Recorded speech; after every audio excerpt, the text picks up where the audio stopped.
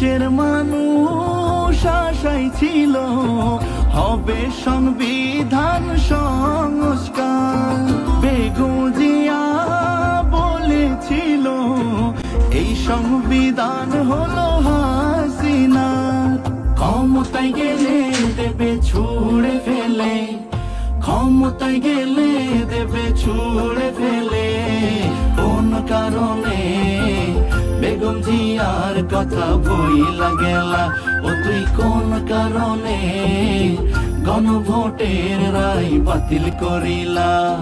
জুলাই কই কই তুমি ক্ষমতায় আইলা, সংবিধান কই কই আরে মোলা দেখাইলা?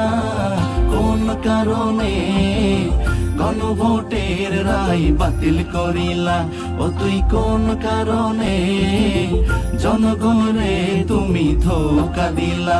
ও তুই কোন কারণে গণভোটের রায় বাতিল করিলা? ও তুই কোন কারণে